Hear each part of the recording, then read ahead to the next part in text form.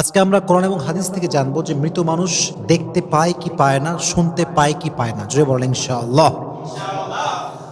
মৃতরা কিভাবে দেখে এবং শোনে? অনেকে আমাদের কাছে জানতে চায় যে হুজুর, আমাদের কেউ যখন মারা যায় তারা কি আমাদেরকে শুনতে পায়, তারা কি আমাদেরকে দেখতে পায়? This is the question.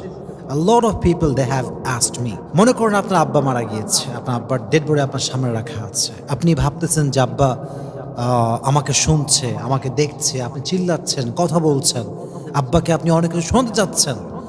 আসলে কি আব্বা শুনতে পাচ্ছে কিনা, আপনার আম্মা শুনতে পাচ্ছে কিনা, দ্যাট ইজ দ্য কোয়েশ্চেন।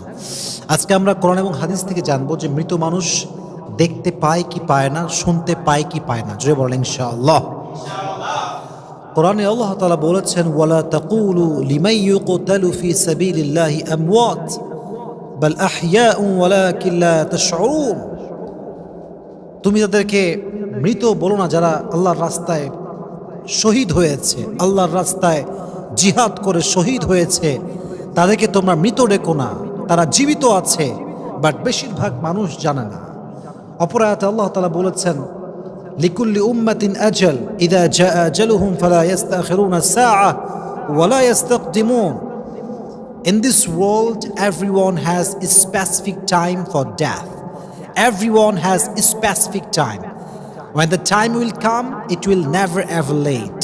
প্রত্যেকটা মানুষের জন্য একটা নির্ধারিত সময় আছে। যখন সময়টা চলে আসবে, এক মুহূর্ত আগেও হবে না, এক মুহূর্ত পরেও। তাহলে বোঝা গেল মৃত্যু অনিবার্য, কিন্তু কখন আসবে এটা আমরা কেউ জানি না। এখন কথা হচ্ছে, এই যে মৃত্যু যেহেতু আমাদের সবাইকে বরণ করতেই হবে, এই মৃত্যুর পরে একটা জগৎ আছে, জগৎটাকে বলা হয় পরকালের জগৎ। তবে যখন মানুষ মারা যায় তাই কবরস্থ করা হয়। কবরস্থ যখন করা হয় তখন তার যে জীবনটা শুরু হয়, এটাকে বলা হয় হায়াতে বারজাখ। এটাকে বলা হয় কি?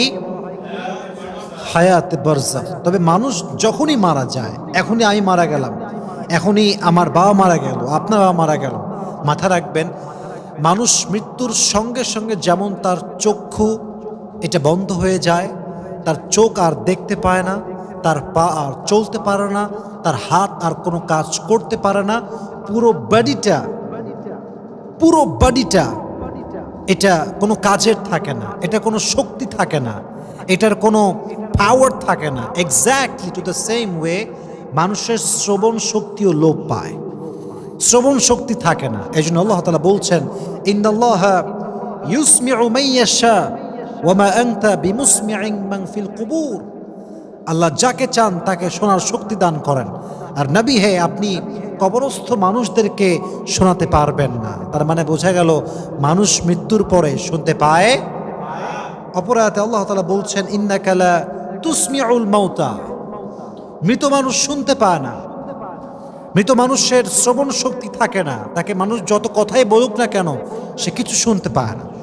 তবে আমি আগে একটা কথা বলেছিলাম, আমরা যখন মারা যাব, আমাদের মৃত্যুর পরে আরেকটা জগৎ হবে, এবং যখন কিয়ামতের যেই সাউন্ডটা আছে, দ্য ডে অফ করিয়াহ, the day of resurrection, the day of accountability, কিয়ামতের দিন যখন ইসরাফিল তার সিংহায় ফু দিবে, আমরা যখন আবার উঠে দাঁড়াবো, এটা হচ্ছে আমাদের জন্য একটা বিশাল বড় জগৎ, লম্বা জগৎ, যে জগতের কোনো শেষ নাই। আমরা যখন মারা যাচ্ছি, আমাদের বডিকে রাখা হচ্ছে কবরস্থানে।